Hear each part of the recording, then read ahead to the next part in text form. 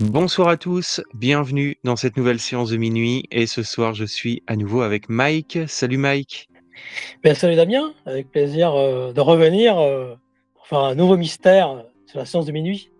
Et effectivement, bah ouais, on se retrouve ce soir tous les deux donc pour faire une réaction donc à une vieille émission mystère que tout le monde connaît. On en a déjà fait plein avec Ouais, Rudy avant et là ce soir on va se faire Brocéliande. yes. Alors que j'avais vu moi quand j'étais gamin mais j'ai totalement oublié donc je le revois ce soir voilà avec des yeux nouveaux. Je me souviens quasiment plus de ce qu'il y avait dedans. Toi je sais que tu l'as revu avant qu'on Et fasse oui, je l'ai l'émission. revu avant l'émission et je ne me rappelais plus en fait. Je l'avais vu parce que je les ai tous vus à l'époque, mais Hmm, il ne m'avait pas forcément marqué plus que ça. Pourtant, ok. j'adore Brocéliande en plus. Et ouais, ben ouais, c'est vrai que c'est un lieu quand même assez mythique en France, avec des choses un peu étranges aussi qui s'y passent. Et ouais, je sais que c'est quelque chose qui te passionne. Mais moi, je voulais quand même te poser une question, Mike. Euh, Cette forêt de Brocéliande, dans lequel s'est greffé, en fait, on va dire un peu le mythe arthurien, parce qu'il y a quand même Oui. l'épée du roi Arthur, il y a Merlin, il y a Geneviève. Comment ça se fait que ça se retrouve en France, tu vois, alors que ça devrait être anglais?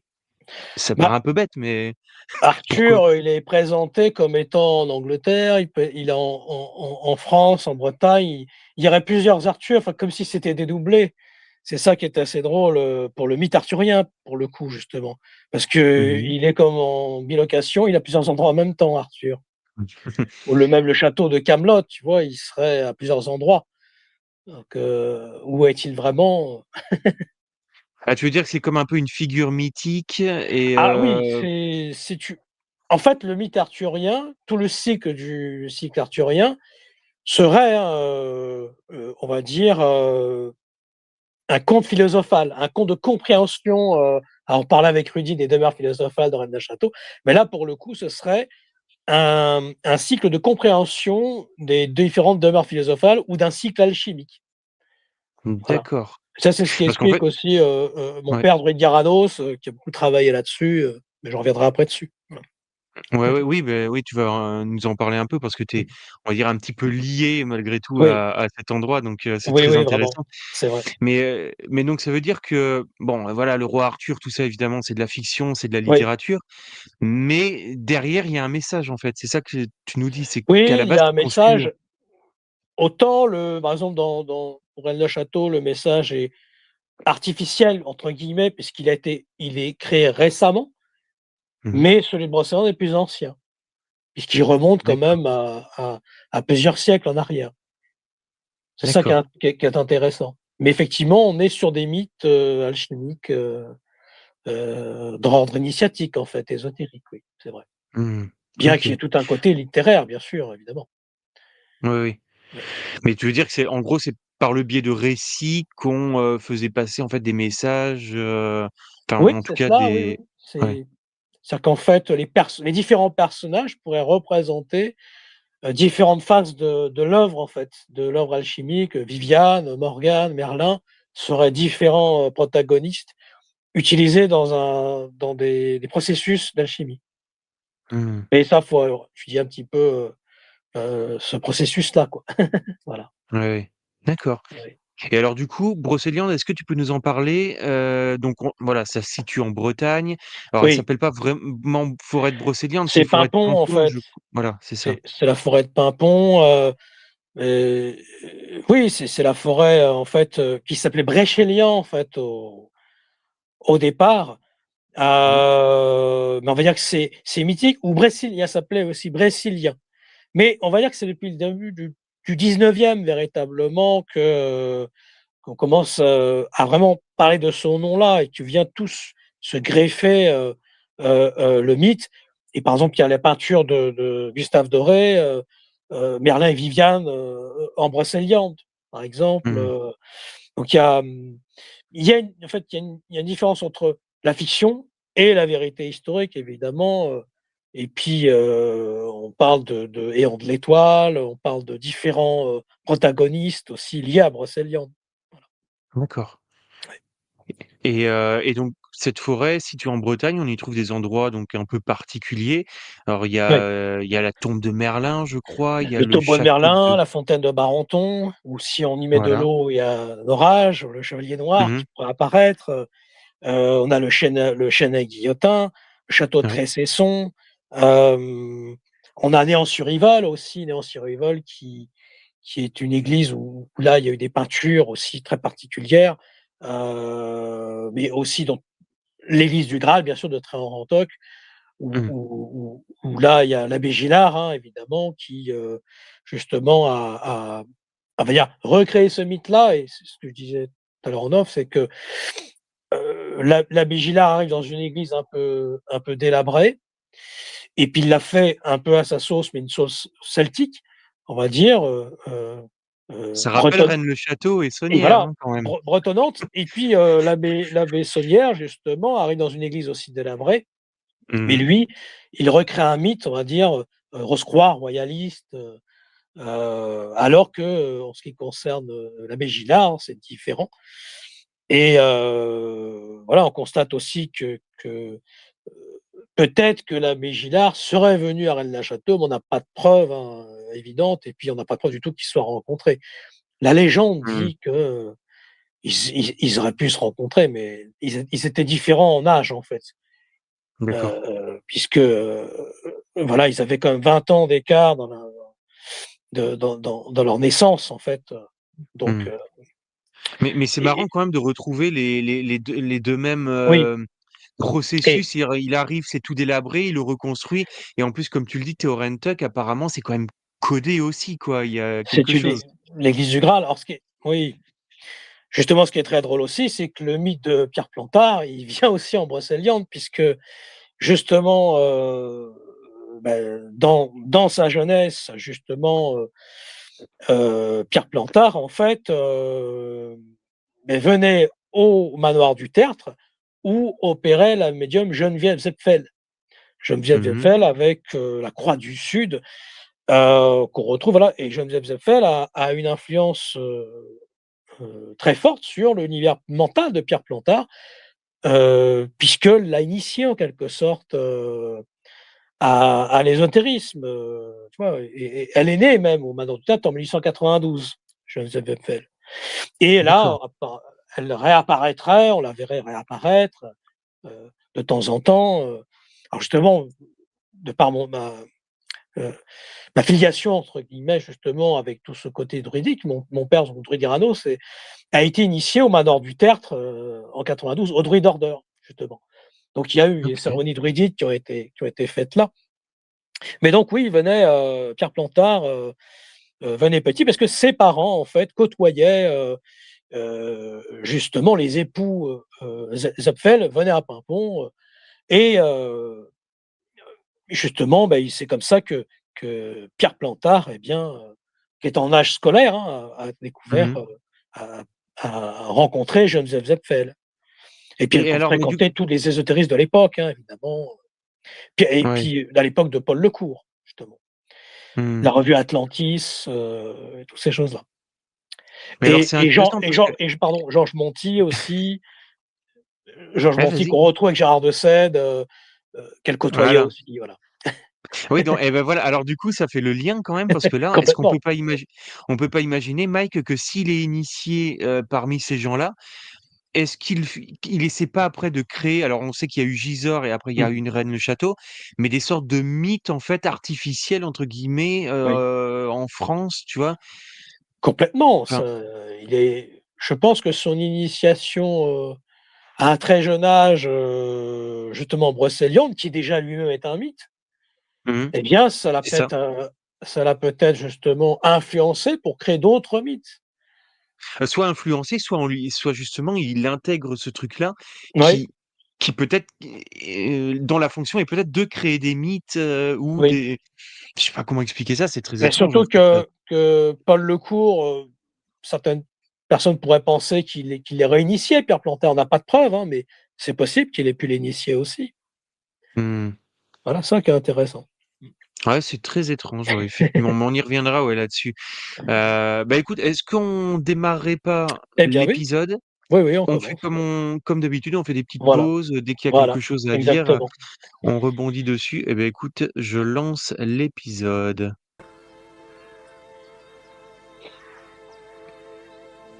Brocéliande, forêt magique, forêt hantée par le souvenir de la légende du roi Arthur. Brocéliande, au cœur de la Bretagne, l'un des lieux les plus étranges du monde qui recèle le tombeau de Merlin l'Enchanteur. Forêt de fées, d'elfes et de farfadets. C'est le temple de la tradition celtique.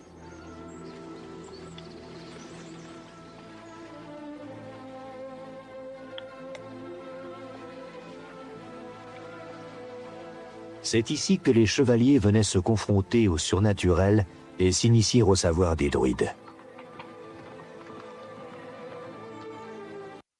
Alors là, déjà, se dire, venez s'initier au surnaturel et au savoir des druides, ça veut dire que c'était vraiment le lieu où il y avait, Ben mmh, oui, il y a eu tout le druidisme et après par la suite le néo-druidisme et je vois qu'on commence tout de suite avec du brouillard, hein. On est très ouais. dans le mystère.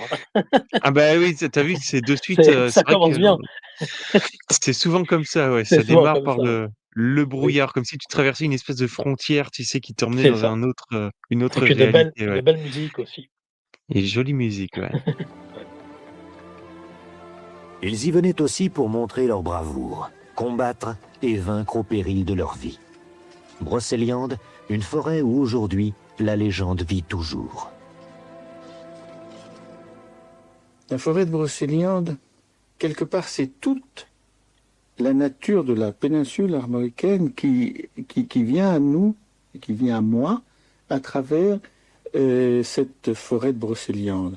Et en plus, de là vient précisément tout ce légendaire, et, tous ces êtres humains ou, ou semi-divins qui hantent la forêt de Brocéliande viennent à moi à travers cette eau, cette lande, cette forêt, cette nature. Et ça, c'est encore extrêmement, on va dire, présent aujourd'hui, cette forêt de Brocéliande avec tout ce mythe et cetera? C'est quelque chose qui Ah oui, fonctionne encore? Ouais? oui, oui, qui fonctionne encore et puis, il y a beaucoup d'ordres druidiques, hein, qui se sont greffés depuis longtemps, hein, en fait, en forêt de D'accord. Brocéliande et tout autour, justement, effectivement, oui. Oui, oui, le mythe est très très vivace, il est très porteur, hein, comme Rennes-le-Château, comme Montségur, comme différents Mmh. lieux, porteurs d'un mythe vivant, on va dire. Certains Pardon. disent y rencontrer encore des créatures merveilleuses surgies du passé. C'est un endroit où l'eau est comme de l'huile, c'est quand même très très magique. Et c'est un petit peu sortant de l'eau que justement s'est passée cette forme. Je ne peux pas dire que ce soit réellement une forme humaine, on peut pas dire ça, mais ça fait comme un sort de voilage, comme quelque chose de très éthéré qui est blanc et on a l'impression que ça évolue, vous voyez, dans l'air comme un nuage poussé par le vent. Bon, on peut appeler cette forme la Dame Blanche, mais très voilée, très éthérée. Cette dame blanche serait la fée Viviane, celle qui dans les contes habitait un château de cristal au fond du lac. Certains l'ont vue danser dans les clairières.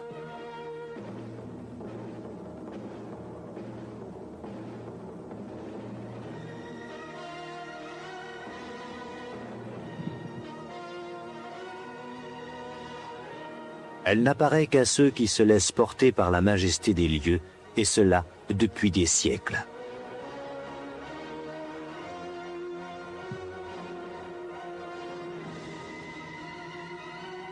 L'un de ses endroits préférés est la fontaine de Barenton. Ah oui, voilà, c'est ça dont tu parlais, Oui, la fontaine de Barenton. Mais alors là, c'est pareil, toute cette fée Viviane et cetera, oui. il y a des gens qui, encore aujourd'hui, pensent voir vraiment quelque chose? Enfin, comment Parfois, ça peut être un mirage, hein, enfin, la fée Viviane, en tout cas, est surnommée la Dame du lac, puisqu'en fait, elle donne l'épée d'Excalibur au roi Arthur et mmh guide, mh. en fait, le roi mourant vers Avalon et Avalon, c'est la terre de Magonie, la terre des fées, en fait, où on passe, c'est peu le 1er novembre aussi, le Samhain, où on passe d'un côté à un autre, entre le vivant et la mort, en fait. Mmh. Donc apparaît l'épée d'Excalibur, certains peut-être voir l'épée qui sort du lac, oui. Comme le Ok. Loch Ness. Merlin venait faire tomber la pluie. Lieu magique où le végétal s'unit au minéral, où les chênes et les pierres s'entremêlent de façon inexplicable et où parfois, aujourd'hui encore, Merlin apparaît. Serge Henneman a vécu cette expérience. Alors voilà, Serge Oui, Henneman, oui, c'est assez drôle, oui. L'anecdote de Serge Henneman, c'est pour quelqu'un dont on peut parler, qui est architecte en fait. Eh bien, mon grand-père Guithieu a travaillé, alias Michel Darcos, a travaillé avec lui sur une conférence justement sur Notre-Dame de Chartres, en ce qui concerne justement les ondes géophysiques. Et là, mmh justement, j'ai une cassette que je présente ici avec, notamment, il y a Serge Henneman, alors je sais pas si on voit bien, Attends, je te mets en grand. là, voilà. Ah oui, pardon. Voilà, on voit un petit peu, bon, on la montrera sinon à l'écran. Mais oui, ce Serge Henneman donc est architecte, donc ils ont fait une conférence tous les 2 à la Sorbonne en 1992 justement, et c'est à peu près à la même époque, hein, que justement les mystères. Mmh. Ouais, ça devait être cette Voilà, période-là, ouais. oui, voilà, c'était assez drôle, ouais. J'ai Bah redécouvert oui, ouais, ça du en coup. fait et j'ai dit: «Mais Serge Entman, je connais» et j'ai revu la cassette et voilà, c'était assez drôle. Arrivé à cette fontaine magique, là, en contemplant la fontaine et puis ces bulles qui sortent et puis qui sont comme une sorte de dialogue, et est apparu le visage de Merlin qui nous regardait à l'air un peu malicieux.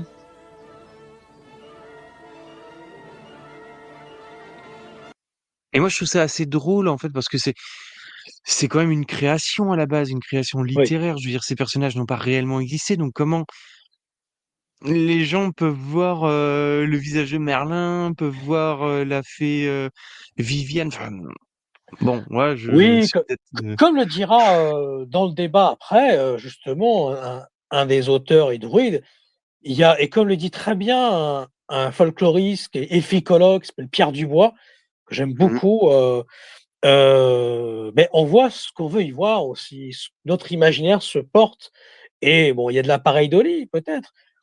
Bon, il est vrai que par contre les lutins, les fées peuvent être vus par certains, comme les elfes en Islande, hein, ont été vus par des enfants, principalement c'est les âmes d'enfants. Mais pourquoi pas, hein? Certaines personnes peuvent très bien, voir certaines apparitions, certaines choses, mais il y a l'imaginaire aussi. On est dans, Gaston Bachelard, c'est l'imaginaire du feu, c'est l'imaginaire de l'eau, c'est la mmh, forêt, il faut le voir aussi sous l'empreinte du mythe et du légendaire. mmh, d'accord. Voilà. Mmh. Mais Toi, ceci tu y dit, es si allé? tu mets de l'eau sur Ouais, la fontaine de Barenton, peut-être que tu vas avoir un orage. Cet été, j'ai pas eu besoin, hein, parce que j'y étais cet été, justement, j'étais avec mon père et ouais. j'ai pas besoin de mettre d'eau, parce qu'il y avait un orage, enfin, il y a même pas eu d'orage, c'était de la pluie torrentielle, tu trempé jusqu'aux os, bah, c'était assez drôle. Parce qu'il a une maison en fait, mon père a une maison secondaire en forêt de Brocéliande, voilà, donc c'est pour ça qu'il y est souvent là-bas. Mmh. Voilà, OK, ah ouais, c'est ouais, chouette ça, ouais. c'est très chouette, oui, effectivement. Et bon, il y avait une sorte de communion entre nous et le lieu. Et ce visage apparaissant, on a eu comme une impression de paix et de calme qui nous est tombée dessus et qui nous a mis en totale harmonie avec le lieu. Mais Merlin est partout dans cette forêt, hein, on le rencontre à tous les détours de chemin, et c'est très intéressant. Mais alors là, du coup, Merlin, on le rencontre partout, mais toi ou ton père, vu qu'il habite là-bas, il y a jamais il a été témoin de choses étranges, ou Alors la forêt du particulières? Helgoat, il avait fait une photo, quelque chose d'apparu un peu derrière, une sorte de lumière particulière. La forêt du Helgoat est à côté, c'est presque plus fort que Brocéliande, en fait. Et Ah ouais? justement, en aparté, je pensais que Jean-Pierre Montel, qui est très connu, qu'on avait reçu là pour l'émission Mystère sur Aile de Château, eh bien, a été justement un poste important sur le tourisme de Brocéliande. Donc il connaît très, très bien le pendant plusieurs années, il était, un haut poste, en forêt de Brocéliande, justement pour développer D'accord. tout le mythe de Brocéliande. Voilà. Donc il n'est pas qu'à OK. Rennes-le-Château. Il Ah oui, s'occupait d'accord. aussi du mythe de Brocéliande. Oui, oui, effectivement. Et donc c'était quoi? C'était On pour le faire salue Jean-Pierre. Et oui, oui, Voilà. qu'on avait rencontré à Rennes-le-Château au Oui, restaurant cet été, effectivement. ouais. Ouais. Et donc du coup, son travail, c'était quoi? De faire rayonner en fait le mythe de Brocéliande, Oui, c'était, le faire beh, connaître? il travaillait comme responsable au tourisme, en fait, Ah oui, de pour d'accord, OK. développer le tourisme du pays de Brocéliande. Mmh. Voilà, Ah OK, voilà. OK. Ah, c'est intéressant, ouais. Oui. Donc en fait, Brocéliande, Rennes-le-Château, il y a qu'un pas, Ah, beh, quoi. il y a parfois des liens, oui, c'est sûr. Et puis on salue Christian Doumergue aussi, qui a beaucoup travaillé aussi là-dessus, justement, sur le Oui. Brocéliande et Abbé Gillard, ce genre de choses Mmh. aussi. Puis Ludovic Mmh. aussi, voilà. Mmh. Ah oui, c'est un lieu qui est également, aussi attirant que Rennes-le-Château, effectivement, ouais, ouais, C'est ouais. vrai, ouais, ouais. C'est C'est différent, différent, ouais. mais c'est très particulier, ouais, Brocéliande, c'est vrai. Mmh. Merlin, le sorcier de la métamorphose, qui se transforme à son gré en feuillage, en arbre ou en animal. C'est en jetant de l'eau sur le perron de cette fontaine que Merlin faisait pleuvoir. Un geste magique qui aurait encore tous ses pouvoirs. Incrédules, des historiens ont tenté l'expérience. À quelque chose de vrai. Écoutez, c'est produit pendant vos années. Et ça s'est produit encore récemment. Oui, il y a quelques années.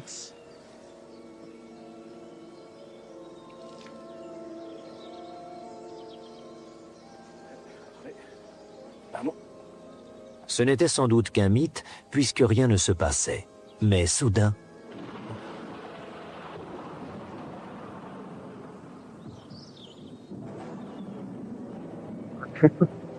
Alors il y a un sacré orage, Et puis surtout, il s'est habillé bien pour l'occasion, il avait la cravate et tout, oui, parce que dans la forêt, dans la boue, c'est pratique, quoi, c'est au cas clair. où. Il a pas mis l'imperméable, hein. L'imperméable jaune, non, il l'a pas mis, il a oublié. Parce qu'en Bretagne, quand même, il fait beau quand même 4-5 fois par jour, enfin plus même, c'est Mmh. alterné, en fait. Un coup, il fait beau, c'est toutes les heures, ça change. On a des Mmh. averses, faut être bien habillé quand même, hein. Il fait pas froid, hein, mais il faut être pris pour la pluie. C'est sûr.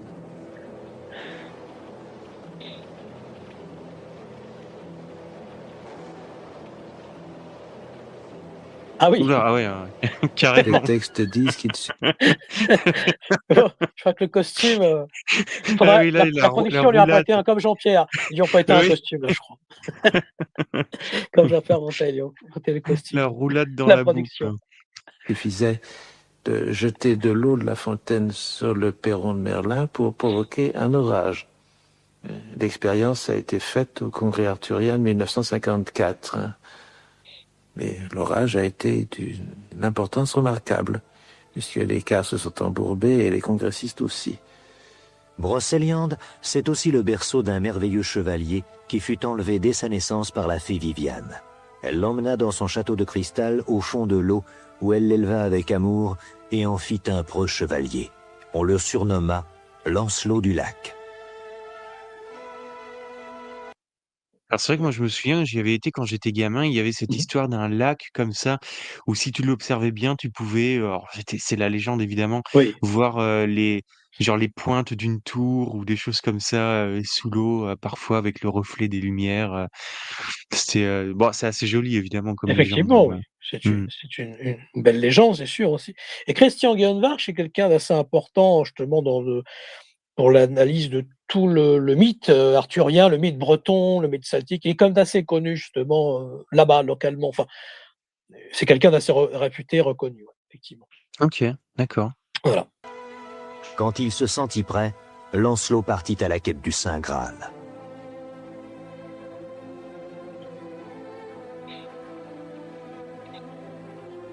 Alors c'est marrant parce que là on y retrouve aussi la quête du Graal, bon évidemment c'est, Arthur, mais Complètement. c'est aussi un peu, ce qu'on va retrouver à Rennes-le-Château également avec le mot Graal, dans Oui, l'église, le Sangréal, on rejoint, bah, voilà. Merlin qui aurait créé Stonehenge, enfin, le la légende dit qu'il aurait créé Stonehenge et puis on retrouve le Sangréal, on retrouve, bah, tout le mythe, hein, effectivement, entre Rennes-le-Château et Brocéliande, il y a un mythe Mmh. commun là-dessus, c'est vrai, effectivement, sur le Graal, ouais, effectivement. Mmh.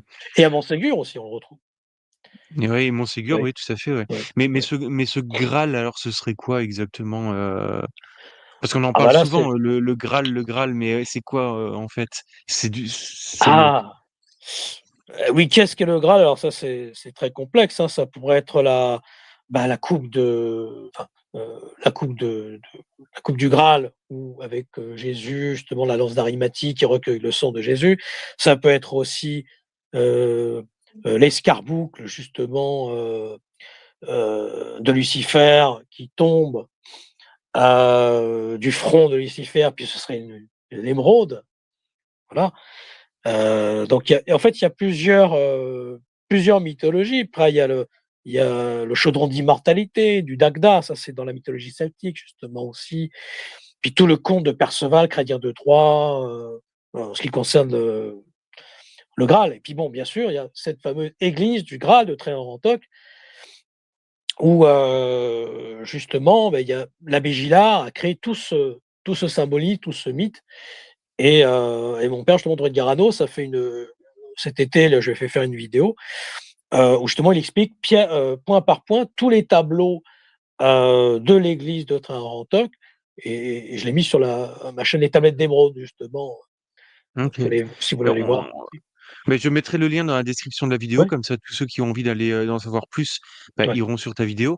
Mais en gros, cette église, c'est-à-dire que, d'après ce que j'avais, compris, c'est-à-dire qu'elle est un peu codée également. C'est-à-dire qu'il y a des tableaux à Ah oui, l'intérieur oui, oui, oui. qui créeraient une sorte de message, qui ramènerait potentiellement à quelque chose qui serait caché dans les environs, ou pas? Exactement, et sont représentés en fait, justement, c'est l'église, bon, Sainte-Onenne, sont représente chaque, vitrail, il y a bien sûr aussi le cerf blanc, avec les 4 lions et c'est ça qui est drôle, c'est qu'on retrouve ce symbolisme à Rennes-le-Château avec justement la fontaine aux 4 lions d'Élisabeth von Buren, Eh oui, effectivement, avec le combat là, oui, oui. justement la coupe un peu au milieu avec ces 4 lions. Bon, il y en a qu'un qui est en bon état et on retrouve justement, ce symbolisme. Alors peut-être que von Buren s'est inspiré justement de ce parce que justement dans l'église de Tréant-Rantoc, ça, ce n'est pas traité dans le mystère. Eh bien, on voit en premier lieu à l'autel, eh bien justement ce cerf qui est Cernunnos en fait, qui est Mmh. Cernunnos, qui est le cerf, sacré aussi dans certains christianismes. Donc on retrouve aussi, dans le chrétien dans la chasse qu'on appelle les chasseurs, par exemple, de l'Est, d'Alsace ou des Vosges, eh bien, il y a tout un rituel. Quand on tue le cerf, on enlève les bois, il y a le sang du cerf, il y a tout un rituel justement par rapport à Saint Hubert, la légende de Saint Hubert où justement le cerf, il y a une croix qui est apparue et c'est de là toute la légende de Saint Hubert qui en fait est de base un mythe celtique. Voilà. D'accord, Mais OK. effectivement, l'abbé Gillard, il arrive en Trentottes en 1942 et là, justement, il crée tout un mythe en fait, et notamment avec des 2 prisonniers allemands, Karl Resabeck et Peter Wiesdorf qui réalisent donc le chemin de croix, qui réalisent, justement les principaux, tableaux, les stations et ils font un travail, surtout Karl Resabeck, il fait un magnifique travail, qu'on retrouve. Il a justement, on voit la fontaine de Barenton, on voit Éon de l'Étoile, le Graal avec la table ronde, Saint du Judicaël, Sainte-Onenne, et alors lui aussi, il a eu des soucis avec les recteurs parce que Mmh mh. comme la Bessonnière, il a été viré de sa propre église à un moment donné. Parce que D'accord, ah ouais. ça plaisait pas. Dans les années 60, il a commencé pendant 20 ans, ils l'ont laissé tranquille, mais à un moment donné, il a eu des soucis. Donc après, il était plus propriétaire, enfin, ça a été très compliqué pour lui à la fin, Mmh. un peu comme Sonnière aussi, hein. Ouais, finalement. c'est marrant, effectivement, que ça se ressemble autant, tu Mais il vois. y a un miroir peut-être, il y a peut-être un égrégore du miroir, un peu comme on rejoint Philippe Solal avec au-delà du miroir, où il y a ce phénomène de dimension spéculaire entre des mythes un égrégore de mythes parfois s'abat sur des personnages ou sur des personnes et ils ont la même destinée, parfois, Mmh. OK. peut-être. Et là donc, comme je le disais, il y a potentiellement quelque chose une sorte de message caché dans cette église. Ah Est-ce oui. qu'on a déjà cherché réellement dans cette église, comme on l'a fait par exemple à Rennes-le-Château, à essayer vraiment de décoder le truc, de suivre, où ça peut mener, et Ah cetera? beaucoup ont essayé de décoder, cha oui, oui, il y en a qui ont décodé, qui ont essayé de décoder en tout cas, chaque œuvre, oui, ça a été analysé bien sûr. Les peintures ont été analysées, puis il y a cette fameuse, ce qu'on appelle la porte étant dedans, qui est Mmh mh. symbolique, hein, voilà, c'est un peu la voix qui est la voix, mais qui n'est pas la voix, mais qui est la voix. On rentre en soi-même en fait. Il y a quelque chose D'accord. de voilà, c'est la porte en dedans. Mais effectivement, oui, cette OK. église est très, très intéressante, hein, Ouais, ouais. effectivement. OK. Bah, en Ouais, tout cas, voilà, on ramène à ta vidéo donc sur lequel tu reviens avec, ton père donc point par point ouais. sur cette C'est église, cela, quoi. il analyse chaque tableau, justement, avec la dimension alchimique, symbolique, ésotérique, de chaque tableau. Voilà. Et et juste pour en revenir encore Mmh. à cette histoire d'église, mais on peut imaginer par exemple que ce curé qui arrive dans cette église qui est également délabrée, il Oui. trouve quelque chose et c'est justement ce qu'il Ah, essaie de faire oui. passer à travers tous ces messages ou? En tout cas, il ne va pas ses recherches il n'a pas dit qu'il avait trouvé quelque chose, hein, sous la dalle OK. Chevalier. Mmh. Bon, il y en a pas dalle des Chevaliers. Mais, après, alors oui, après, il faut aller aussi à Néans-sur-Yvole, où justement, l'église de Néans-sur-Yvole, qui est très, très intéressante, puisqu'il y a un tableau magnifique, bah, je pourrais le montrer, je peux montrer l'image, voilà, au Ouais, montage, OK. qui est magnifique en fait ce tableau-là aussi à Néant-sur-Yvole qui est très symbolique, hein, très particulier aussi. C'est aussi dans ces bois que les elfes et les corrigans ont trouvé refuge. Des gnomes malicieux qui s'occupent de la forêt. On les croit imaginaires et pourtant certains affirment les avoir vus.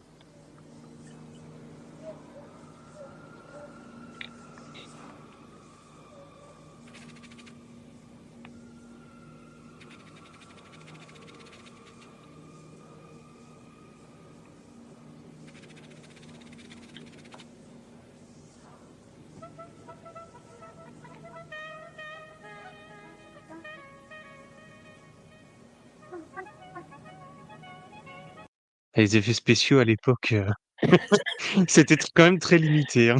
Oui. Ah, il y a une belle musique par contre. La Mais oui, musique est par très contre sympa, ouais. les corrigans, je pense, sont plus facilement visibles que Merlin ou la fée Viviane ou ou des dames blanches, peut-être. Mmh. Ouais. Ils sont peut-être visibles Mais dans les fourrés. et ça, c'est quoi en fait? C'est-à-dire que c'est des Les créatures, corrigans, c'est des du petits lutins, folklore? c'est des petits lutins du folklore breton, oui. Il y a l'Ankou aussi, l'Ankou qui avec son chariot, si on Oui, entend regardez, l'Ankou, c'est le la mort en fait. chariot, c'est la mort en fait, oui. Oui, voilà, ouais, c'est ça. Je l'ai là d'ailleurs. Il est là Ah l'Ankou. oui, ah bah, voilà. Je l'ai mis exprès. Ah, c'est quand Ouais. même, très, très riche, hein, comme région, Ah, je la trouve, Bretagne est très riche, oui. En légendes, en c'est mythologie, c'est très fort.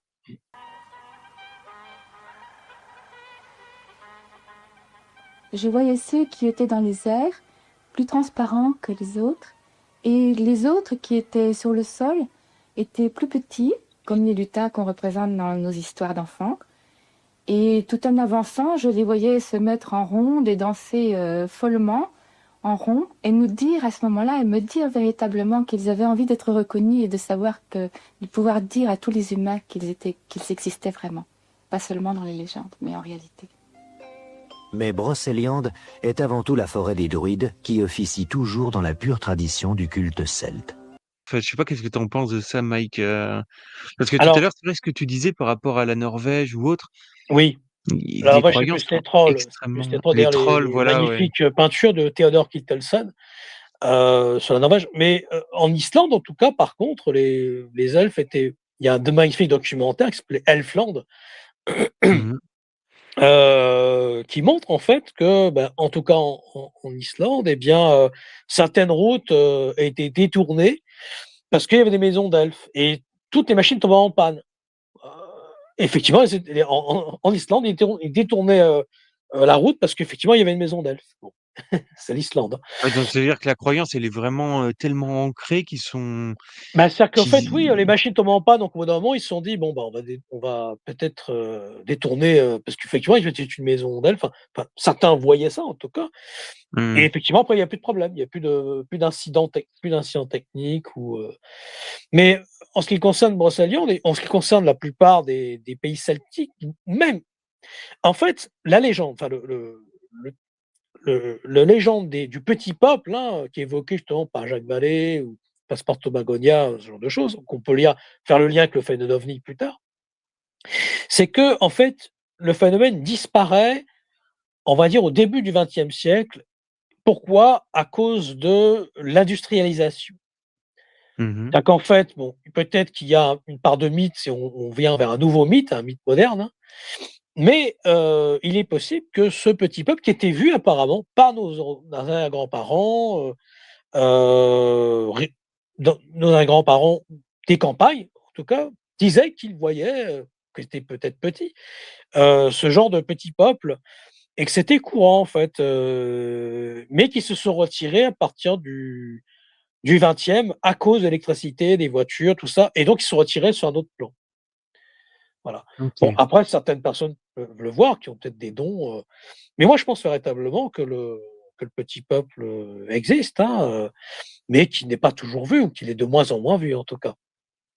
Ah oui, Voilà. donc toi, tu penses réellement que ça existerait? C'est en gros, Ah ce oui, sont oui, des oui, sortes de petites créatures, oui. mais qui sont sur un autre plan, en fait, c'est ça qui Qui sont sur un intégrerait autre le plan.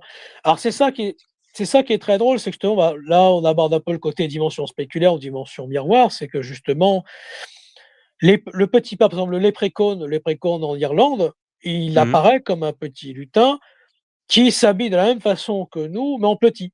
Alors, est-ce que notre cerveau peut-être pourrait, créer un mythe, enfin, créer quelque chose, mais dans la réalité et en fait, ce serait une création de notre imaginaire, mais qui pourrait se créer véritablement ou alors le phénomène de lui-même s'adapte à notre psyché, mais sauf il se met en plus petit ou ce ah genre oui, de choses. d'accord. Mais c'est quand même très Mmh. drôle parce que le lutin breton, il va s'habiller en breton.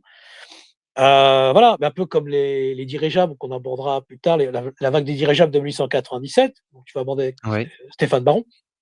ouais. Eh bien, eux aussi, le phénomène semblait s'adapter, heu, aux zeitgeist, à l'histoire du moment, à l'esprit du moment, puisqu'en fait les pilotes des dirigeables s'habillaient étaient comme des farmers. C'est-à-dire qu'en fait, ils n'étaient pas dans les petits gris, ils étaient comme des farmers, ils étaient exactement comme nous, mais ils s'adaptaient en fait à la psyché du moment. Donc les farmers de 1897. Voilà, on Mmh. reviendra dessus, on fera une émission Ah oui, dessus. on La reviendra deuxième dessus, ouais, partie. effectivement, mais c'est vrai que c'est très intéressant, Ouais. effectivement, ouais, d'imaginer que le phénomène s'adapte, en fait, à la culture du moment, effectivement. C'est ça qui est Et oui, c'est ça qui est assez étrange, que les lutins, souvent reflètent exactement, les kobolds, ou les lutins, les sauterets, dans les Vosges, mmh, eh bien, sont habillés comme des Vosgiens. mmh. Voilà. Quand on dit les fadas à Marseille, en fait, les fadas, c'était les petits lutins Ah et les ouais? sauterets ouais, ouais. Ah, Tu je savais fadas, en pas. fait, les fadettes, les fadas, c'était les lutins, en fait. Parce qu'ils étaient fous. «Oh, tu es un fada, tu es fou». Ça vient de fade, fadette, et les sauterets dans les Vosges, eh bien, c'était pareil, on dit: «Oh, tu un sauteret», c'était les petits lutins des Vosges, voilà. Mais là, il y a les bon, on n'appelle pas encore les Bretons des cor «Oh, tu un Corrigan», mais voilà, il y a Mais c'est super intéressant ce que tu dis. Ça veut dire que dans différentes régions, on avait un chaque mot pour région a désigner ces son petites lutin créatures. et son gnome en Ah! miroir exact de l'habillement, en tout cas de l'époque, Mmh mh. du paysan, de l'agriculteur de l'époque. Ouais, c'est assez drôle, oui. Les mineurs, Ben, les ouais. 7 nains, ouais, tout ça, ça vient en fait des mineurs, ça vient des légendes germaniques, ça vient des légendes allemandes, autrichiennes, Mmh voilà. mh. Ouais, c'est quand même incroyable d'imaginer qu'ils avaient tous, l'idée de ces petits êtres, en fait, tu vois? Alors qu'ils Oui, sont pas dans la même région, ils ont peut-être pas forcément c'est ça qui la est même assez culture, mais effectivement, mmh. oui, oui, oui. Bon, on le retrouve dans tout Au Japon aussi, Et on peut le retrouver, on peut et voir le ça travail de Franck Ferrandis là-dessus, heu, qui fait l'analyse justement des mythes japonais, c'est mmh. intéressant. Mais c'est pour ça, tout à l'heure, je parlais de la Norvège et cetera, parce qu'on y retrouve les Ah oui, trolls, tous ces oui, pays du Nord, on y retrouve toute une richesse comme ça de folklore, oui, avec des petites créatures et autres et qu'on retrouve également chez nous. Donc, tu vois, c'est quand même, ouais. inhérent, j'ai envie de dire, un peu à l'être humain de s'imaginer, ce genre de petites choses, Bah, j'ai que parcouru un peu tous ces pays justement, que ce soit l'Allemagne, l'Autriche, la Suisse, la Norvège. J'étais en Norvège, mmh et aussi en Irlande, Angleterre, et c'est vrai qu'on justement un peu en quête de toutes ces légendes, j'aimais beaucoup, parcourir les lieux où, il y avait ces légendes-là. mmh. Ouais, c'est fascinant quand même, en tout cas, Ouais. Ah oui, c'est fascinant, ouais. ça donne envie, d'aller en Bretagne et puis de se balader et d'essayer de voir quelque chose. Je sais pas si ça existe. Je sais pas s'il y a des gens qui aujourd'hui, voient des choses comme ça en Bretagne. Est-ce qu'on revoit ces personnages du petit peuple, comme tu l'as dit ou pas? Certaines Est-ce qu'il y a des personnes peuvent les témoignages? voir, mais peut-être qu'ils ont un certain don pour les voir. Peut-être aussi Mmh. après, moi, j'ai entendu des témoignages de personnes qui avaient vu des sortes de lutins, mais ça remonte quand même ça remonte à un moment, hein. C'était peut-être dans les années, 60-70, et semble-t-il, ils se seraient retirés, ou Mmh. voilà. OK. Bon, moi je reste très sceptique, mais je trouve ça très beau, en tout cas. Oui, bien J'aime sûr, beaucoup l'idée de il faut ces garder cet imaginaire, Le sens du druidisme, c'est de d'être en quelque sorte le pont, le passage, le gué entre deux mondes. Entre le monde concret dans lequel nous sommes là et ce que nous appelons l'autre monde, c'est-à-dire le monde de l'esprit, le monde de la conscience et de la conscience supérieure, et en quelque sorte entre le monde des hommes et le monde des dieux. C'est dans le manoir du Tertre qu'a vécu l'une des plus grandes figures du druidisme breton, Geneviève, qui, dans les années 60, fit une étrange prédiction à un petit garçon de 9 ans. Ce jour-là, le petit Hervé et ses parents s'étaient rendus au manoir pour déjeuner. S'étant attardé dans le jardin, le petit garçon est seul quand il pénètre enfin dans le manoir.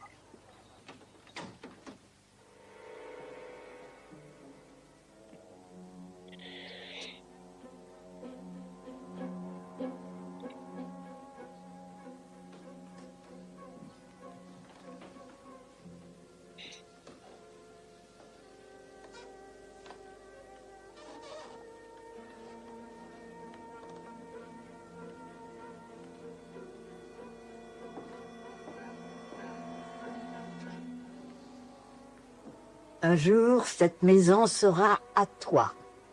L'oublie jamais. Je rentre et une très vieille femme me prend par le col, me soulève et me dit « Il n'y a que toi un jour qui auras ma maison ».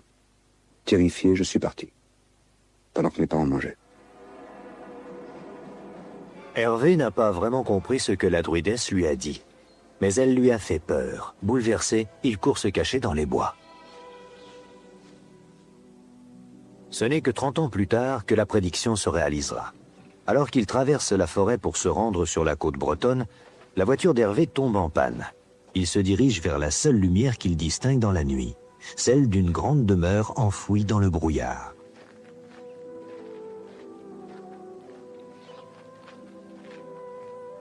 La porte n'est pas verrouillée et, une fois à l'intérieur, quelque chose lui semble familier.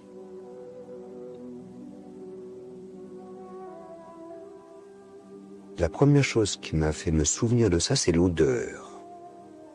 L'odeur du bois, l'odeur des murs. Et cette maison a une odeur particulière. Et en fait, c'est une vibration. Cette maison a une vibration particulière. Et c'est cette vibration que j'ai ressentie qui était la même que celle que j'avais rencontrée 30 ans avant. Hervé va passer la nuit au manoir et en se réveillant, il va prendre une décision surprenante. Et le lendemain matin, j'ai fait une chose qui est très impolie. En descendant l'escalier, j'ai vu deux personnes, un homme et une femme. Et je leur ai dit, est-ce que votre maison est à vendre? Et ils m'ont dit, mais oui, c'est à vendre. Je leur ai dit, j'achète. Je n'avais rien, aucun moyen. Hervé va tout mettre en œuvre et il va réussir à acheter le manoir. Parfois, il loue des chambres à des hôtes de passage. Mais un soir, il va recevoir une étrange visite. Et je vois devant moi un homme très grand, très vieux, tellement noueux que je l'appelle le grand chêne. Tu me reconnais? Oui, Je c'est le ne l'avais père jamais Fouras. rencontré. Oui, c'est vrai que là, effectivement, il est très très Je le vieux. reconnais. Et toi, tu y es allé dans ce manoir du Tertre, Oui, Matt? j'avais été, ouais. Il y a un moment déjà. Ok. Mais oui, ce qui est drôle, c'est que ça rappelle un peu la scène. Je te rappelle de Sacré Graal, de Monty Python, où il y a le fanal qui apparaît au Oui, c'est vrai. chevalier, et puis il y a toutes les jouvencelles. En fait, elles ont mis le Graal pour qu'ils arrivent, en fait. Zout, je pense à ça. Bon. Et je le connaissais sans l'avoir jamais vu. D'un coup, il rentre en transe, si ce n'est à parler à la dame qui est sur le tableau, à Geneviève. Non! Non!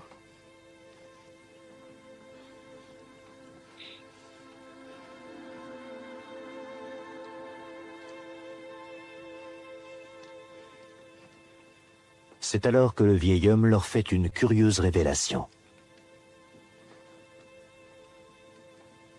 Ne bougez pas. Ce sera votre mari. Et il est reparti comme il était venu. Et depuis, j'ai épousé cette femme, et je vis ici avec elle. Et on a un enfant, qui est le premier enfant né au manoir depuis 2 siècles. Depuis lors, Hervé et Martine ont appris à connaître la magie de Brocéliande. Dans la forêt, le lieu qu'ils préfèrent, c'est le Val sans retour, le domaine de la fée Morgane. Attends, et je coupe, mais là, donc le gars qui a racheté ce château, il y est toujours, enfin aujourd'hui, c'est Alors peut-être là, qu'il est un peu vieux là. je sais pas là, Ouais, on sait je n'ai pas pas qui est d'idée là. le Non, je ne sais pas propriétaire qui de est le ce. propriétaire actuel, effectivement, ouais. Ouais. Ça va être le père Ok, ça Fouras, hein. C'est lui le vrai propriétaire. En tout cas, très étrange. Mais alors, tu t'en sais un peu plus sur ce manoir du Tertre? Il y a des choses qui s'y passent? Je sais pas, est-ce que Ah bah, tu as oui, des infos? Geneviève Zeffel apparaîtra en fantôme régulièrement parce que il y a des chambres d'hôtes, en fait, et D'accord. régulièrement, elle apparaît, à ceux qui viennent, apparemment. Ok, Voilà. Bon, moi, je l'ai pas d'accord. vue, hein, mais Et donc, mais elle, apparemment, c'était elle qui? apparaît. Et elle était qui alors exactement? Alors c'était une médium, en fait, justement des années 20, et qui, justement, comme a influencé, Pierre Plantard. Mhm. Et donc elle était donc, à un moment donné, propriétaire, en fait, tu vois, du tertre, puisqu'elle y est née, en fait. Elle est née au tertre. D'accord, ok. Mais, voilà, donc c'est une médium assez connue qui a inspiré, justement après, comme on disait, heu, Pierre Plantard et d'autres gens, hein, aussi, parce qu'elle a influencé toute une époque, on va dire, heu sur justement tout un revival, un renouveau, on va dire, de la mythologie, de ce genre de choses. C'était un peu notre Helena Blavatsky, quoi, quelque Ah oui, sorte. d'accord, ouais. Voilà, Ok. c'était un peu ce genre-là, voilà, Ah oui, donc c'est qui intéressant était ce que tu dis, c'est-à-dire que déjà elle-même, elle a travaillé dans le but de remettre à jour un petit peu tout ce légendaire, etc., dans le coin. exactement, c'est Donc ça. c'est assez rigolo d'imaginer qu'ensuite va se passer à peu près la même chose, Gisors, Rennes-le-Château, etc., par des gens qui potentiellement étaient passés un peu entre ses mains avant, quoi. Ah Comme oui, complètement, oui. Oui, oui, parce que hmm. la maison d'hôtes, a hébergé tous les médiums un peu de France, les chasseurs de fantômes, voilà, ça continue actuellement, même si elle est plus là. Ça attire D'accord. beaucoup de gens, hein, le manoir du Tertre, effectivement. Ah oui, donc aujourd'hui encore, on peut par exemple louer une chambre dans ce manoir Ah du complètement, Tertre. oui, c'est ça. Ah oui, On d'accord, peut ok. y aller, ouais, exactement. Oui, oui. Ah, je regarderai, tiens, Ouais, à quoi on ça peut y aller. ressemble exactement. Ok, alors attends, je mets la suite.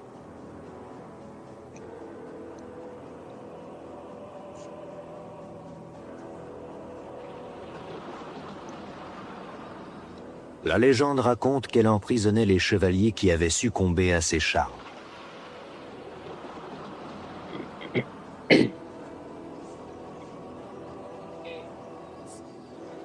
Ils ne pouvaient fuir le Val sans retour. Un mur invisible les y retenait.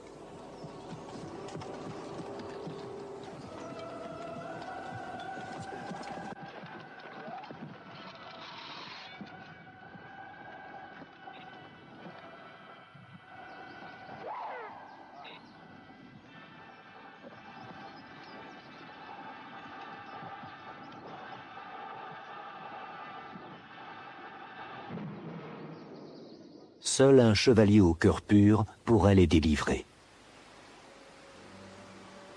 Depuis longtemps, Morgane désire séduire le valeureux chevalier Lancelot. Alors qu'il est endormi, elle lui fait boire un philtre d'amour.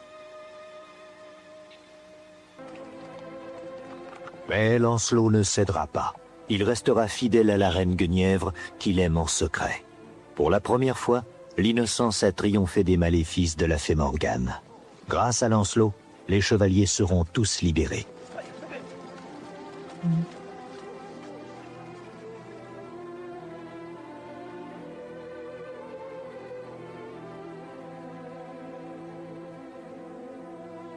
Forêt de légende, Brocéliande est encore aujourd'hui une forêt magique, dont les mystères continuent de nous étonner. Oui, alors ça coupait là. Oui, le Val sans retour, en fait, dans le légendaire, hein, toujours, Mhm. eh bien, on va dire, c'est la fée Morgane qui enferme les faux amants, des chevaliers infidèles en amour, en fait. Elle les enferme D'accord. dans un peu elle les enferme dans le Val sans retour, ils peuvent plus repartir. Et alors Mhm. Merlin aussi, il a été un peu, on va dire enfermé aussi, dans sa bulle, en fait. Tous les lieux de Brocéliande, la plupart sont liés au mythe arthurien, complètement, Mhm. effectivement. Mhm, ouais. Sauf certains, quelques-uns, comme le chêne à guillotin ou Oui, voilà, ouais, là, c'est plus pardon. autre chose, mais voilà. Mais ça a pas évolué au fil du temps, je veux dire, il y a pas d'autres trucs qui se sont rajoutés? Ah non, Parce que non, ouais, c'est ouais, vraiment resté, figé dans le marbre. figé là-dedans, quoi. Ouais, Non, ouais. non, il y a pas eu d'autres mythes, il y a pas d'histoire d'OVNI, il y a pas d'histoire Oui, de c'est ça que j'allais te demander, non. il y avait pas une histoire de créatures extraterrestres ou je sais pas quoi, les trucs de Brocéliande là? Alors j'en ai pas Tu entendu parler en tout cas. Mais tu te souviens pas de cette histoire? C'était un gars qui était en voiture Ouais, et il voit une sorte de lumière au-dessus de lui et peu de temps d'accord. après, en fait, il découvre sur le sol une créature super bizarre qui ressemble à ce qu'on pourrait appeler un Dogman, tu vois? Mmh. Et il en a fait des photos. Ah peut-être, en tout cas, Tu et j'en je ai pas vu à ma et connaissance. Enfin j'ai ouais, et je ça suis pas au s'appelle courant. la créature de Brocéliande. Ah, attends, je vais essayer de te le Ah! trouver, Ah oui d'accord. la créature de ça m'avait toujours intrigué ce truc, attends, je vais essayer D'accord. de te trouver les photos là. Hop, créature de Brocéliande. Heu, mais il me semble que c'était Brocéliande, un espèce d'extraterrestre, attends. Et c'était quelqu'un d'une chaîne qui s'appelait, EBE ou un truc comme ça. Il y avait pas un truc comme ça, EBE Ah, TV qui avait ce de José Bouillon? oui, et ben c'est BEAV? lui qui avait Ah d'accord. sorti cette histoire de la bête Ah de d'accord, Brocé de la créature de Brocéliande. d'accord. Ah, Qui est rédac chef, qui a été rédac ch à Top Secret magazine d'ailleurs. Mmh. ah bah, voilà, tu vois, j'ai retrouvé la vidéo et en fait, on voit une espèce de patte et il me semble, alors un dossier de José Bouillon, une mystérieuse Ouais, ouais, c'est créature José Bouillon. larguée d'un objet non identifié sphérique en Bretagne dans Ah le ouais, Morbihan le 3 janvier 2016. Enquête d'accord, complète dans le numéro 89 de Top Secret Magazine du ouais. mois de février 2017. Et donc on voit des photos, vous pouvez aller sur YouTube et taper EBE Ah bah TV et d'accord, puis vous faudra aller cherchez voir. Ouais, c'est créature sa de chaîne, ouais, Brocéliande. ouais. José s'occupait de la enfin parce que Top Secret c'est terminé là, il y a plus que 2 numéros. Ça c'est de Rock Soccer. Mmh. Il s'occupait de la partie OVNI de éditoriale en fait. Voilà. D'accord. Mais non, je ne connaissais Et pas cette affaire, peut-être j'ai vu mais je me rappelais plus, ça m'a pas marqué. Ouais. Attends, je vais te mettre vite fait une photo pour que tu vois la tête de la bestiole. Bon, D'accord. c'est très particulier, hein, effectivement, mais on a plus de choses hein, sur la vidéo complète où on voit justement, on voit des pattes, on voit un bout de corps à l'arrière qui est un peu déchiqueté, et D'accord. voilà. Et sinon, ça c'est la tête en fait, tu vois. D'accord. Et OK. ça fait un peu canin, ça fait un peu canidé. On voit il y a des dents, mais le truc il est tout éclaté. D'accord. C'est un peu un corps de canidé avec cette tête là chelou. OK. Très intriguant, quoi. Mmh. Voilà. Mais c'est Ouais, vrai que moi ouais. j'ai pas ce numéro-là de Top Secret, ça serait Bon, intéressant de peut-être retomber que je dessus l'ai, mais pour, j'en avais pas mmh, mal, ouais. Mais je me rappelle plus là, pour le coup. ouais, voilà. Ouais. Bon, en tout cas, très étrange, ouais, cette histoire de bestiole qui aurait été larguée d'un ovni, et qui Ah oui, serait, en fait écrasée sur le sol, quoi. Bon. intéressant, ouais. À Mmh. creuser. D'accord. Ouais, ce serait intéressant de creuser un peu plus là-dedans, ouais, ouais, Mmh. carrément. Donc voilà, bah, écoute, en tout cas, ouais, vraiment passionnant cette forêt de Brocéliande, Oui, et ouais, encore une fois, je trouve que c'est vraiment, assez fascinant de voir que, ben, comme dans d'autres endroits de France, il y a ce mythe, en fait, qui se crée. Et puis là, on le oui. voit, il y a le lien après aussi avec cette fameuse, comment tu l'appelles? Geneviève, c'est ça qu'elle s'appelle? Geneviève Zepfel, oui, oui. Mmh. Ouais, ouais. Et il y a d'ailleurs un morceau de Laurent Voulzy qui est magnifique, qui est pas connu, qui s'appelle Les choses cachées derrière les choses. Et en fait, Mmh. c'est une ode à Brocéliande. C'est D'accord. un titre très peu connu, mais qui est magnifique. Voilà, je vous conseille d'écouter, ce morceau-là, qui évoque vraiment Brocéliande de façon très, très belle. Voilà, OK, voilà. très bien. Et toi, donc du coup, c'est un lieu, bon, qui t'intéresse parce que voilà, tu as un lien, tu as ton père qui est dans le coin et cetera, mais Ben oui, tu ça m'a t'intéresses passionné depuis vraiment à longtemps. Ah oui, oui, ça ouais. m'a passionné longtemps, mais il y a aussi, toute l'histoire de Brocéliande, je veux dire aussi, locale. En dehors du mythe, je m'étais intéressé aussi à Concoreil, à les forges, je m'étais intéressé à toute l'histoire un peu annexe ou histoire locale, tu vois? Mmh. Des Brocéliande, un peu l'envers du décor bah, c'était très, très pauvre en fait, certains racontent que c'est quand même très avant le mythe, c'était une région très pauvre, hein, c'était très compliqué, hein, d'y vivre aussi, pas forcément simple, Mmh. début du siècle et tout ça, hein. Et Donc donc le du mythe coup, a créé une économie, c'est sûr. oui, c'est ça, voilà, donc c'est ça qui est intéressant, c'est qu'on Un rejoint peu peut-être comme un Ronan petit peu le Château. ben oui, ou Ouais. même le Loch Ness et autres, où c'est Oui, des oui, oui, mythes qui sont un peu créés de toutes pièces qui pour sont porteurs. justement, favoriser l'économie, le tourisme, faire venir des gens. Et ouais, c'est intéressant ce que tu dis, Mmh mh. Mmh. mais moi, c'est vrai que ce qui m'avait toujours un petit peu, interloqué, c'est pourquoi le mythe arthurien se déplace d'un coup comme ça en France et en Bretagne? Bon, même si ça reste d'origine celtique, et C'est peut-être un que c'est mythe ça, celtique qu'on retrouve en Irlande, c'est ç Angleterre, qu'on retrouve un peu partout en fait, ouais. Enfin qu'on retrouve mmh, dans tous les pays, les anglophones, c'est celte en fait. On est mmh, dans ce mythe celtique complètement, ouais. Faut écouter Alan ouais. Stivell, Renaissance de l'arabe celtique. Puis la Bretagne est très riche, hein, je veux dire, musicalement, au niveau du folklore, il y a quand on écoute le Canadiscan, c'est une musique avec les sœurs Guadec, où c'est une musique répétitive, on dirait presque un rituel vaudou, enfin africain, où c'est Ah très, ouais? très oui, comme une sorte de spoken word très particulier. Il y avait les frères Morvan, pour ceux qui connaissent un peu toute cette culture bretonne, Yann Fransch Kemener, la Blanche Hermine, enfin, il y a toute une culture. Moi, j'aime beaucoup la musique celtique, j'aime beaucoup tout ce tout cet univers-là aussi qui est très intéressant. Oui, D'accord. OK. musicalement, ouais, ouais. Puis il y a tout le revival des années 70 avec, Steve Earle qui a adapté le rock et la musique celtique pour en faire un mélange. Dennis Mmh. Prigent aussi, Dennis Prigent, qui avait travaillé d'ailleurs avec, je crois les sœurs Guadec justement, enfin, voilà, il y a tout la Bretagne il y a quelque chose de particulier. Mmh. D'ailleurs, cette bague, elle vient de l'église du Graal. Voilà, D'accord, OK. voilà. Mais en tout cas, et il y a d'autres endroits comme ça encore en France? Parce que là, on a vu Brocéliande, Rennes-le-Château, Gisors, mais il y a d'autres endroits aussi comme ça, où il y a une Ah, sorte de mythe avec un il y a un mythe moi j'adore, c'est le Tehnchel. Là, c'est en Alsace, c'est le mur païen et le Tehnchel. qui est très particulier, où là, par contre, il y a l'histoire peut-être d'OVNI, mais moi, j'aime beaucoup ce coin aussi, qui est en Alsace, qui est près du Mont Saint-Odile, où il y a l'avion qui s'est crashé à l'époque. Oui, Et le oui. Tahentschel, mur païen, c'est, peu connu, mais ressent quelque chose de très particulier. Moi, j'ai beaucoup aimé, ces lieux aussi et peu connus. Voilà. D'accord. Et qu'est-ce qui se passe exactement en fait là-bas Ce alors? sont des sortes de alors le Tahentschel, il y a des massifs rocheux très particuliers qui rappellent un peu, bon, un peu les Externstein, en Allemagne, mais le Tahentschel, le mur païen, en fait, on ne peut pas le dater, on ne sait pas de quand il date. Il est très ancien, puis il est très long et on ne sait pas de quand il date. Donc c'est ça qui est très D'accord. intéressant. On n'arrive pas à avoir de datation, de quand il date. OK. Et le Tahentschel, il y a des sortes de rochers très particuliers, mais il y a pas mal de légendaires aussi là-bas, mais c'est beaucoup moins connu bien sûr que Mais ce serait, Brocéliande. d'origine humaine, on est d'accord? C'est-à-dire que ça aurait été fait Oui, oui, oui, semblerait-il. En tout cas, on n'a pas la datation. C'est surtout ça. On n'arrive pas à trouver OK, la datation de ce mur païen. Voilà. Mais d'accord. peut-être qu'on fera un jour dessus quelque chose, on ne sait Et pas. donc en fait, on sait pas qui l'a construit, ni pourquoi, Voilà, comment, mmh, on ne sait pas qui l'a construit et en tout cas, on l'appelle le mur païen. Voilà. d'accord. Ah ouais.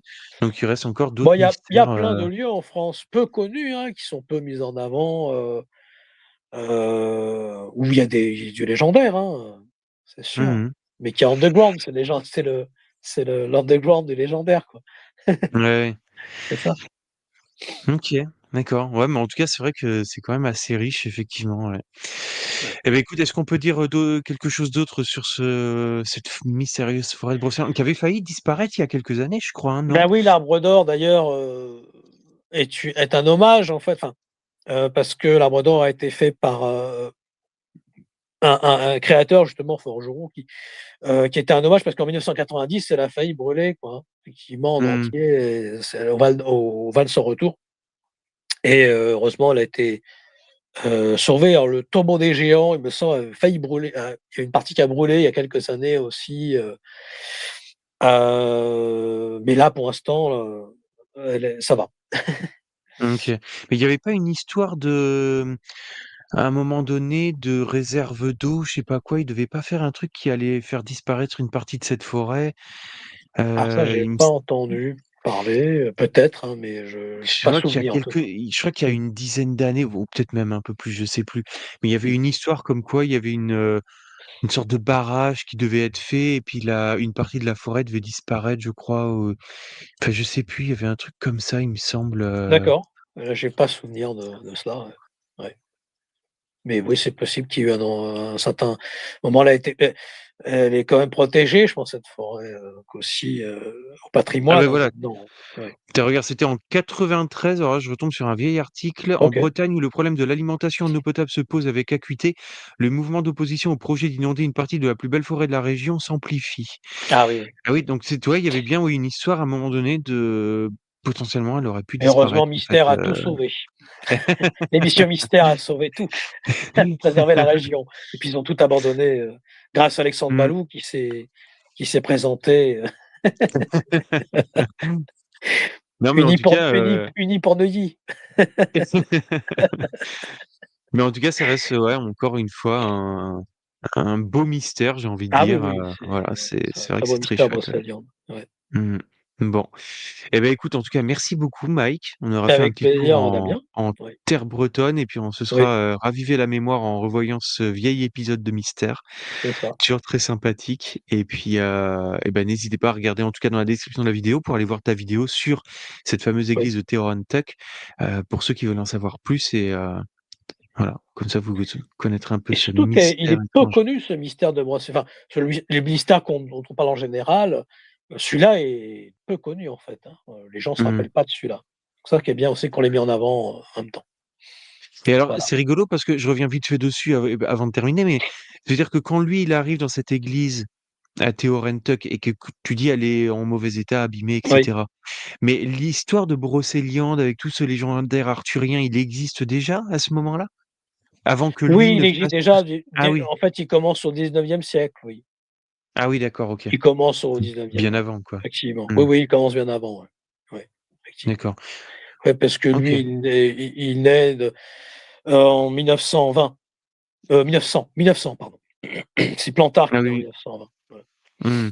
Oui, voilà. d'accord, 1900, oui, donc quand il arrive, tout est déjà là, quoi. OK, ouais. Oui, ça commence à naître, hein, déjà un siècle avant peut-être, oui, à peu près. Mmh. Mmh. OK. Bon, en tout cas, très intéressant, effectivement, cette église. En tout cas, bah, merci beaucoup, Mike. Beh, avec Et plaisir. puis, j'espère que ça aura plu à tous ceux qui nous auront regardés. Et on vous dit à très bientôt pour, bah, une prochaine émission. Oui, Peut-être. Père Angers-Saunière, pardon, c'est 1852, hein, excusez-moi. Ah oui, Saunière, c'est Sa 52. Ah ouais, naissance, c'est hein. bien. Ouais. Non, c'est et c'est pour ça que, justement, la rencontre a été Ah oui, il très y a compliquée. 50 ans de décalage. Ah ouais, c'est La énorme. rencontre est très, très compliquée puisque justement, l'abbé Gilard, eh bien, lui, bah, il naît en 1901. Mais Mmh. bon, il demeure en 79 et Plantard en 2000. Bon, après, ils ont peut-être pu Mmh. se rencontrer à un moment donné, mais c'est la légende, c'est le mystère, hein. C'est un peu comme Autoran, est-ce qu'il a rencontré Marie Desnarnaud? Ça, on Ouais, reviendra dessus, ouais. sur Autoran. Ouais, Il carrément, faut ça qu'on serait fasse cette passionnant, ouais. émission. Il faudra, Ça ouais. aussi, on va le faire. Bon, eh beh, et en tout cas, Mike, merci beaucoup. On se Avec retrouve plaisir, bientôt. Damien. Bah, on fera l'émission sur les dirigeables fantômes, Oui, hein. Ça, ce serait exact. intéressant. 897, ouais. Yes, ça marche. Eh ben, écoute, en tout cas, je te dis à très bientôt et À très merci bientôt beaucoup et et merci à merci à tous tous. ceux qui nous auront regardés. Oui, salut à tous.